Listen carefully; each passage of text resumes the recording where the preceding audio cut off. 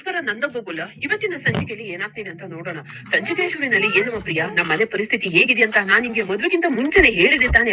ಅಷ್ಟೆಲ್ಲ ಹೇಳಿದ್ರು ಕೂಡ ನೀನು ಈ ತರ ಮಾಡ್ತೀಯಾ? ಓಹೋ, ಮದುವೆಗಿಂತ ಮುಂಚೆ ಇವ್ರು ಏನಾದ್ರೂ ಹೇಳಿ ಮದ್ವೆ ಆದ್ಮೇಲೆ ನನ್ಗೆ ಹೇಗ್ ಬೇಕೋ ಪರಿಸ್ಥಿತಿನ ಹಾಗೆ ಬದಲಾಯಿಸ್ಕೊಳ್ಳೋಣ ಅನ್ನೋದನ್ನ ನೀನು ಅರ್ಥ ಮಾಡ್ಕೊಂಡಿದ್ಯಾ ಅಂತ ನಂದಕುಮಾರ್ ಬೈತಾ ಇರ್ಬೇಕಾದ್ರೆ, ಅಯ್ಯೋ ಮಾವ, ನೀವು ನನ್ನ ತಪ್ಪು ತಿಳ್ಕೊಂಡಿದ್ದೀರಾ ಮಾವ ಅಂತ ಪ್ರಿಯಾ ಹೇಳ್ತಾಳೆ. ಇಷ್ಟು ದಿನ ತಪ್ಪು ತಿಳ್ಕೊಂಡಿದ್ಯಮ್ಮ, ಇವತ್ ನಿನ್ನ ಸರಿಯಾಗಿನೇ ಅರ್ಥ ಮಾಡ್ಕೊಂತಾ ಇದೀನಿ. ಹೇಳಮ್ಮ ಪ್ರಿಯಾ, ನೀವು ಹೋಟೆಲ್ಗೆ 26,000 ಅಂತ ನಿಮ್ಗೆ ಯಾವಾಗ ಗೊತ್ತಾಯ್ತು ಅಂತ ನಂದಕುಮಾರ್ ಕೇಳ್ತಾರೆ.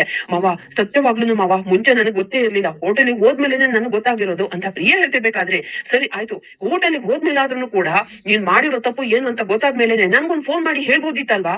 ಆಗಿದ್ದಾಗ್ಲಿ ಅಂತ ನಾನ್ ಹೇಗಾದ್ರೂ ಮಾಡಿ ಅಡ್ಜಸ್ಟ್ ಮಾಡಿ ದುಡ್ಡನ್ನ ಕಳ್ಸ್ಕೊಡ್ತಾ ಇದ್ದೆ ತಾನೇ.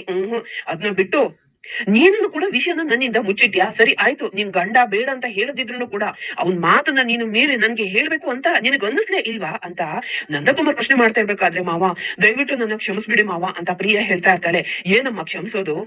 ಮನೆ ಮಗ ತಪ್ಪು ಮಾಡಿದಾನೆ, ಅವ್ನ್ ಕಳ್ಳ ಅಂತ ನಾನು ಅವನ ಮೇಲೆನೆ ಅಪವಾದನ ಹಾಕಿ ಅವನನ್ನ ಹೊಡೆದು ಚೀತು ಅಂತ ಉಗ್ದೂನು ನಾನು ಅವನನ್ನ ಮನೆಯಿಂದ ಹೊರಗಡೆ ಹಾಕ್ಬೇಕು ಅಂತ ಇದಾಗ್ಲೂ ಕೂಡ ನೀನ್ ಮಾತ್ರ ಒಂದು ಮಾತಾಡ್ದೇನೆ ಬಾಯಿ ಮುಚ್ಕೊಂಡು ಸುಮ್ಮನೆ ಇದೆಯಾ ಅಂತ ಅಂದ್ರೆ, ಓಹೋ, ಹಾಗಾದ್ರೆ ನೀನು ನಮ್ಮೆಲ್ಲರ ಮುಂದೆ ಒಳ್ಳೆಯವಳಾಗ್ಬೇಕು, ಮಾಡಿರುವ ತಪ್ಪನ್ನ ನೀನು ಹಾಗೆ ಮುಚ್ಕೊಂಡು ದೊಡ್ಡವಳಾಗ್ಬೇಕು ಅಂತ ಅನ್ಕೊಂಡಿದ್ಯಾ ಅಂತ ನಂದಕುಮಾರ್ ಬೈದ್ ಬಿಡ್ತಾರೆ.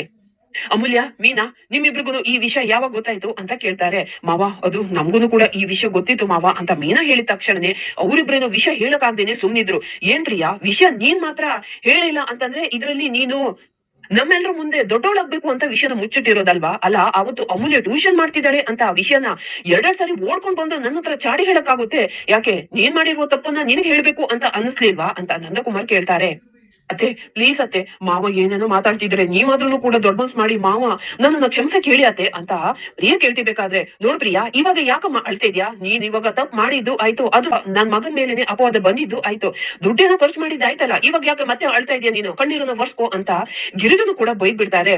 ನೋಡಮ್ಮ ಪ್ರಿಯಾ, ನಾನು ನನ್ ಮಗ ಕೇಶವ ಮತ್ತೆ ವಲ್ಲಭನಿಗೆ ನಾನ್ ನೋಡಿ ಮದ್ವೆ ಮಾಡಿಲ್ದೆ ಇರ್ಬೋದು, ಆದ್ರೆ ನಮ್ಮ ಮನೆಗೇನೆ ಅವ್ರಿಬ್ರು ಸೊಸೆಯಾಗಿ ಬಂದಿದಾರಲ್ವಾ, ಅವ್ರಿಬ್ರು ತುಂಬಾನೇ ಒಳ್ಳೆಯವರು. ನನ್ ಮಗನ್ ಮದ್ವೆ ಈ ತರ ಮಾಡ್ಬೇಕು, ಹಾಗ್ ಮಾಡ್ಬೇಕು, ನನ್ಗೆ ಒಳ್ಳೆ ಸೊಸೆನೆ ಬರ್ಬೇಕು ಅಂತ ನಾನು ತುಂಬಾನೇ ಕನ್ಸನ್ನ ಕಟ್ಟಿದೆ. ನನ್ನ ಆಸೆ ಪ್ರಕಾರನೇ ನನ್ ಮಗನ್ ಮದ್ವೆ ಏನೋ ನಾನ್ ಮಾಡಿ ಆಯ್ತು, ಆದ್ರೆ ನಾನ್ ಅನ್ಕೊಂಡಿರೋ ಹಾಗೆ ಸೊಸೆ ಬಂದಿಲ್ಲ ಅಂತ ಅದನ್ನ ನನಗೆ ಇವತ್ತು ಅರ್ಥ ಆಯ್ತು.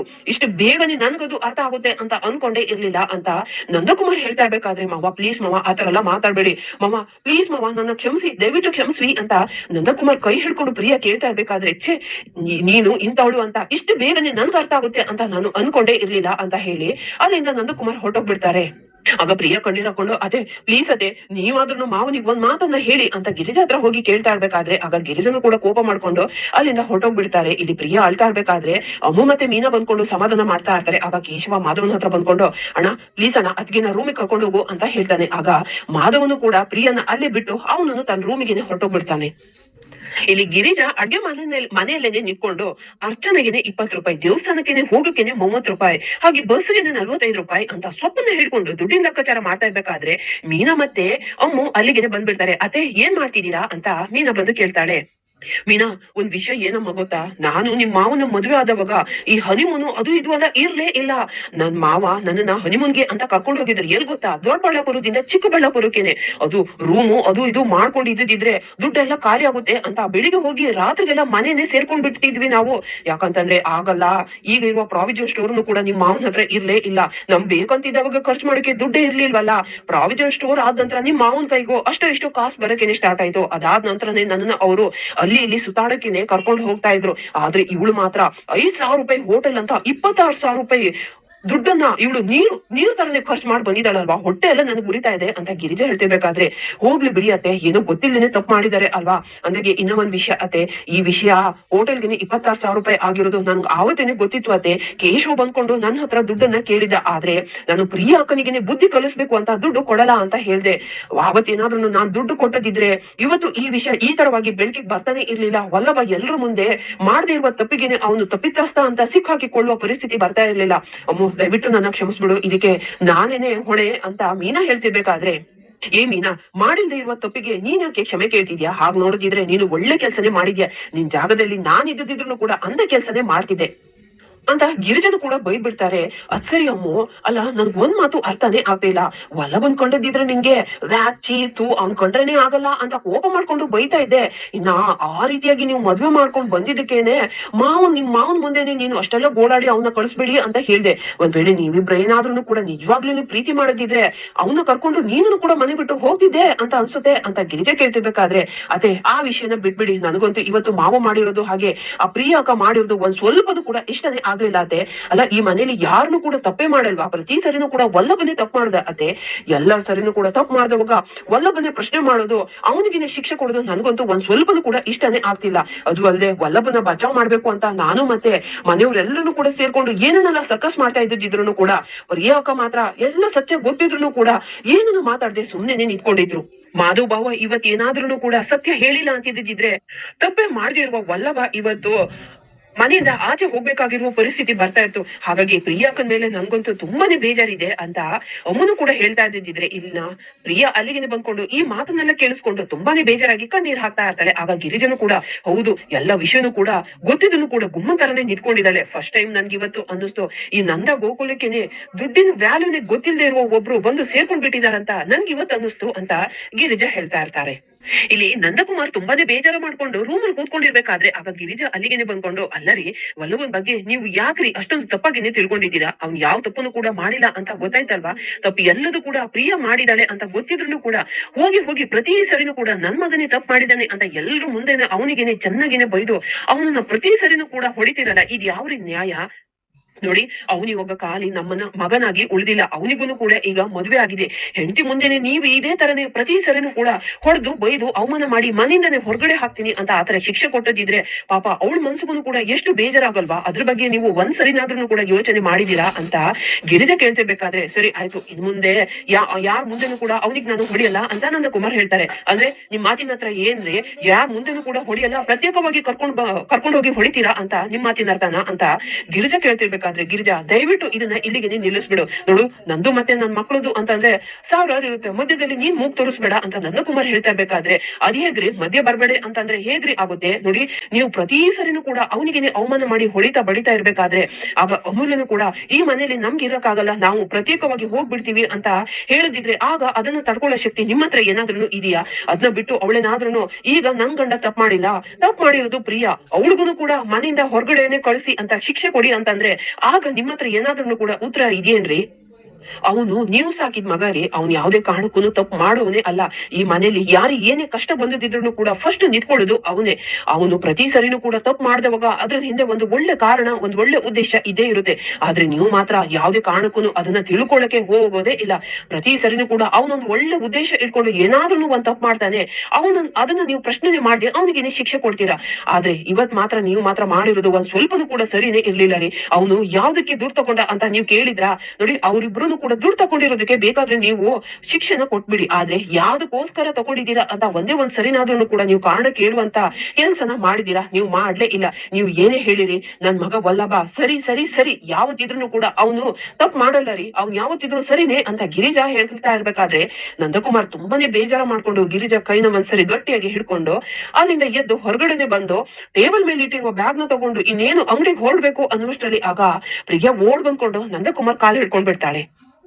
ಮಾಮ ಪ್ಲೀಸ್ ಮಾಮ, ನಾನು ತಪ್ಪು ಮಾಡಿದೀನಿ. ಒಂದ್ ವೇಳೆ ನನ್ಗೇನಾದ್ರೂ ಶಿಕ್ಷೆ ಕೊಡ್ಬೇಕು ಅಂತಿದ್ದಿದ್ರೆ ಬೇಕಾದ್ರೆ ನಾನು ಒಂದ್ 4 ಏಟನ್ನ ಕೊಟ್ಬಿಡಿ ಮಾಮ, ಅದನ್ನ ಬಿಟ್ಟು ಈ ತರ ಶಿಕ್ಷೆ ಮಾತ್ರ ಕೊಡ್ಬೇಡಿ ಅಂತ ಪ್ರಿಯಾ ನಂದಕುಮಾರ್ ಕಾಲ್ ಹಿಡ್ಕೊಂಡು ಅಳ್ತಾ ಇರ್ಬೇಕಾದ್ರೆ, ಎದ್ದೇಳಮ್ಮ ಪ್ರಿಯಾ ಎದ್ದೇಳು, ನೋಡು ನೀನ್ ತಪ್ಪು ಮಾಡಿದ್ಯಾ ಅಂತ ನಿನಗೇನೆ ಗೊತ್ತಾಯ್ತಲ್ವಾ, ನೀನು ವಿಷಯನ ಮುಚ್ಚಿಟ್ಟಿದ್ಯಾ ನೋಡು, ಅದೇ ನನಗೇನೆ ತುಂಬಾನೇ ಕೋಪ ತರಿಸ್ತಾ ಇರೋದು.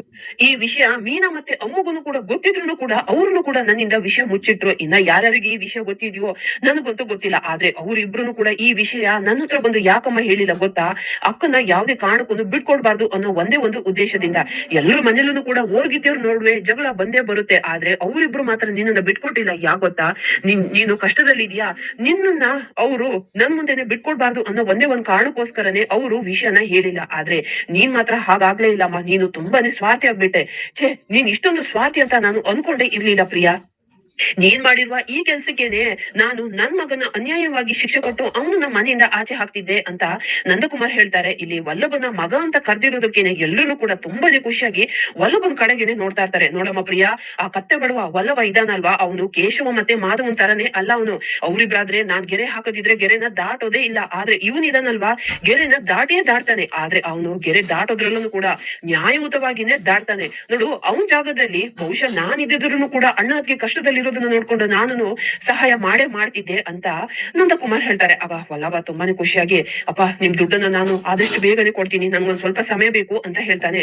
ನೋಡು, ಈ ಮನೆ ನಂದ ಗೋಕುಲ, ಇಲ್ಲಿ ಇವಾಗ ನನ್ ದುಡ್ಡು ನಿನ್ ದುಡ್ಡು ಅಂತ ಯಾವ ವ್ಯತ್ಯಾಸನೂ ಕೂಡ ಇರಲ್ಲ. ಆದ್ರೆ ನೀನು ಇಂತ ಕೆಲಸ ಮಾಡೋದಕ್ಕಿಂತ ಮುಂಚೆ ಮನೇಲಿ ನಾನೊಬ್ಬ ಹಿರಿಯ ಇದೀನಿ, ನನ್ ಗಮನಕ್ಕೂ ಕೂಡ ತಂದು ಇಂತ ಸಾಹಸ ಕೆಲಸನ ಮಾಡು ಅಂತ ನಂದಕುಮಾರ್ ಹೇಳ್ತಾರೆ. ಆಗ ವಲ್ಲಭ ಸರಿ ಆಯ್ತಪ್ಪ ಅಂತ ಹೇಳ್ತಾನೆ. ನೋಡಮ್ಮ ಪ್ರಿಯಾ, ಈ ನಂದ ಗೋಕುಲ ಇದೆಯಲ್ವಾ, ಇದು ಒಂಥರ ಜೇನುಗೂಡು ಇದ್ದಂಗಿದೆ. ಅದಕ್ಕೆ ಸ್ವಾರ್ಥ ಅನ್ನೋ ಕಲ್ಲನ್ ಮಾತ್ರ ಯಾವುದೇ ಕಾರಣಕ್ಕೂ ಹೊಡೆಯೋಕೆನೆ ಹೋಗ್ಬೇಡ. ಇಷ್ಟೊಂದು ಸ್ವಾರ್ಥ ಗುಣ ಒಳ್ಳೇದಲ್ಲಮ್ಮ ಅಂತ ಹೇಳಿ ಅಲ್ಲಿನ ನಂದಕುಮಾರ್ ಹೊರಟೋಗ್ಬಿಡ್ತಾರೆ ಅಂಗಡಿಗೆ. ಇಲ್ಲಿ ಪ್ರಿಯ ತನ್ನ ರೂಮಲ್ಲಿ ಕೂತ್ಕೊಂಡು ಅಳ್ತಾ ಇರ್ಬೇಕಾದ್ರೆ ಮಾಧವ್ ಬಂದು ಪ್ರಿಯನ ಸಮಾಧಾನ ಮಾಡ್ತಾರೆ. ಪ್ರಿಯಾ, ನೋಡು, ಆಗಿದ್ದಂತೂ ಆಗೋಯ್ತು, ಸಮಾಧಾನ ಮಾಡ್ಕೊ, ಎಷ್ಟು ಅಂತ ಅಳ್ತೀಯಾ ಅಂತ ಮಾಧವ ಕೇಳ್ತಿರ್ಬೇಕಾದ್ರೆ, ಇಲ್ಲ ರೀ, ನನ್ ಮನ್ಸಿಗೆ ಸಮಾಧಾನನೇ ಆಗ್ತಾ ಇಲ್ಲ. ನಾನು ಮಾವನ್ ಕೈಯಲ್ಲಿ, ಈ ಮನೆಯವ್ರ ಕೈಯಲ್ಲಿ ಒಳ್ಳೆ ಸೊಸೆ ಅನಿಸ್ಕೋಬೇಕು ಅಂತ ನಾನು ಎಷ್ಟೆಲ್ಲ ಕಷ್ಟ ಪಡ್ತಿದ್ದೀನಿ ಅಂತ ನಿಮ್ಗೇನಾದ್ರೂ ಗೊತ್ತಾ ರೀ? ಬೆಳಿಗ್ಗೆ 4 ಗಂಟೆಗೆನೆ ಎದ್ದು ಮನೆ ಕೆಲಸನೆಲ್ಲ ಮಾಡಿ ಹೊರಗಡೆನೂ ಕೂಡ ಗುಡ್ಸಿ ಸಾರಿಸಿ ರಂಗೋಲಿ ಹಾಕಿ ದೇವ್ರ ಪೂಜೆನೂ ಕೂಡ ಮಾಡಿ ಮನೆಯವ್ರಿಗೆನೆ ತಿಂಡಿ ಊಟ ಎಲ್ಲ ಕೆಲ್ಸನೂ ಕೂಡ ಮಾಡ್ತೀನಿ. ಅತ್ತೆಗಾಗ್ಲಿ ಅಮ್ಮು ಮೀನಾಗಾಗ್ಲಿ ಒಂದೇ ಒಂದು ಕೆಲ್ಸನೂ ಕೂಡ ಮಾಡಕೆನೆ ಬಿಡ್ತಿಲ್ಲ. ಅಂತದ್ರಲ್ಲಿ ಮಾವನಿಂದನೇ ನಾನು ಇನ್ನೇನು ಈ ಮನೆಗೆ ತಕ್ಕನಾಗಿರುವ ಸೊಸೆ, ಒಳ್ಳೆ ಸೊಸೆ ಅಂತ ಅನಿಸ್ಕೋಬೇಕು ಅನ್ನೋಷ್ಟರಲ್ಲಿ ನೀವು ಮಾತ್ರ ಮನೆಯವರಿಗಿನೇ ಸತ್ಯನ ಹೇಳಿ ನೀವು ನನ್ ಪ್ರಯತ್ನನೆಲ್ಲ ಹಾಳು ಮಾಡ್ಬಿಟ್ರಿ ಅಂತ ಪ್ರಿಯ ಹೇಳ್ತಿರ್ಬೇಕಾದ್ರೆ, ಅಂದ್ರೆ ನಿನ್ ಮಾತಿನ ಅರ್ಥ ಏನು? ನಿನ್ ಮನೆ ಕೆಲ್ಸನೆಲ್ಲ ಮಾಡಿ ನೀನ್ ಮಾಡಿರೋ ತಪ್ಪನ್ನ ಮುಚ್ಚಾಕ್ಬೇಕು ಅಂತ ನೀನು ಲಂಚ ಕೊಡ್ತಿದ್ಯಾ? ನೋಡ್ ಪ್ರಿಯಾ, ಇದೆಲ್ಲ ನಮ್ಮ ಮನೆಯಲ್ಲಿ ನಡೆಯಲ್ಲ. ನಮ್ಮಪ್ಪ ಇರೋದೇ ಹೇಗೆ. ಒಂದ್ ವೇಳೆ ನಿನ್ ಜಾಗದಲ್ಲಿ ಅಮ್ಮ ಒಂದ್ ವೇಳೆ ತಪ್ಪು ಮಾಡೋದಿದ್ರು ಕೂಡ ಅಪ್ಪ ಇದೇ ರೀತಿಯಾಗಿ ನಮ್ಮ ಅಮ್ಮನಿಗೆನೆ ಬೈತಾ ಇದ್ರು. ಅದನ್ನ ನೀನು ಅರ್ಥ ಮಾಡ್ಕೊಂಡಿದ್ರೆ ಆದಷ್ಟು ಬೇಗನೆ ಒಳ್ಳೇದು ಅಂತ ಮಾಧವ ಹೇಳ್ತಿರ್ಬೇಕಾದ್ರೆ, ಅದು ಹಾಗಲ್ಲ ರೀ, ನಾನ್ ಹೇಳ್ಬೇಡಿ ಅಂತ ಅಂದ್ರೂ ಮೇಲೂ ಕೂಡ ನೀವು ನಿಮ್ ತಮ್ಮ ತಪ್ಪು ಮಾಡಿಲ್ಲ ಅಂತ ನಿಮ್ ತಮ್ಮನೇ ವಹಿಸ್ಕೊಂಡು ಮಾತಾಡಿದ್ರಲ್ವಾ, ನನಗೆ ಅದೇ ಬೇಜಾರ ಆಗ್ತಾ ಇರೋದು. ಸರಿ ಆಯ್ತು, ಅದೇಂತೂ ಆಯ್ತು. ಆದ್ರೆ ಮಾವ ಯಾರ ಮುಂದೆನೋ ಅವ್ರನ್ನೆಲ್ಲ ನನಗೇನೆ ಹೋಲಿಕೆ ಮಾಡಿ ಅವ್ರನ್ನ ಹೊಗಳಿ ನನ್ನನ್ನ ತೆಗಳಿ ಮಾವ ಮಾತಾಡ್ತಿದ್ರಲ್ವಾ, ನನ್ಗೆ ಅದು ತುಂಬಾನೇ ಬೇಜಾರಾಗಿರೋದು ರೀ. ಇನ್ನ ಒಂದ್ ವಿಷಯ, ನನ್ಗೆ ಇನ್ನ ಒಂದು ತುಂಬಾನೇ ಬೇಜಾರಾಗಿರೋದು ಅಂತಂದ್ರೆ ಏನ್ ಗೊತ್ತಾ, ಮಾವ ಅಷ್ಟೆಲ್ಲ ನನಗೆ ಬೈತಾ ಇದ್ರು ಕೂಡ ನೀವು ನನ್ ಪರವಾಗಿ ಒಂದೇ ಒಂದು ಮಾತಾಡಿಲ್ಲ. ಸರಿ ಆಯ್ತಪ್ಪ, ಅವಳಿಂದ ಏನು ತಪ್ಪಾಗಿದೆ, ಒಂದೇ ಒಂದ್ ಸರಿ ಅವಳನ್ನ ಕ್ಷಮಿಸ್ಬಿಡಿ ಅಂತ ನೀವ್ ಯಾಕ್ರಿ ನನ್ ಪರವಾಗಿನೇ ಮಾತಾಡ್ಲಿಲ್ಲ? ನನ್ಗದು ತುಂಬಾನೇ ಬೇಜಾರಾಯ್ತು ಅಂತ ಪ್ರಿಯ ಹೇಳ್ತಾ ಇರ್ಬೇಕಾದ್ರೆ, ನೋಡ್ ಪ್ರಿಯಾ, ನೀನು ತಪ್ಪು ಮಾಡಿದ್ಯಾ, ಅಂತದ್ರಲ್ಲಿ ನನ್ಗೆ ಯಾರಾದ್ರೂ ಸಮಾಧಾನ ಮಾಡ್ಲಿ ಅಂತ ನಾನ್ ಕಾಯ್ಕೊಳ್ಳೋದಿದ್ರೆ ಈಗ ನೀನ್ ಈ ತರ ಹತ್ತು ನನ್ ತಲೆನ ಇನ್ನಷ್ಟು ಚಿಟ್ಟಿಡಿಸ್ಬೇಡ. ನೋಡು, ನಮ್ಮಿಬ್ರಿಂದ ತಪ್ಪ ಆಗಿದೆ, ಅದನ್ನ ನೀನು ಅರ್ಥ ಮಾಡ್ಕೊಂಡು ನೀನೇನೆ ಸಮಾಧಾನ ಮಾಡ್ಕೊಳ್ಳೋದಿದ್ರೆ ತುಂಬಾನೇ ಒಳ್ಳೇದು. ಇನ್ನೊಬ್ರು ಯಾರಾದ್ರೂ ಬಂದು ಸಮಾಧಾನ ಮಾಡ್ಲಿ ಅಂತ ಕಾಯ್ಕೊಂಡಿರ್ಬೇಡ ನೀನು ಅಂತ ಮಾಧವ ಹೇಳ್ತಾನೆ. ಇಲ್ಲಿಗೆ ಈ ಸಂಚಿಕೆ ಮುಕ್ತಾಯವಾಗುತ್ತೆ.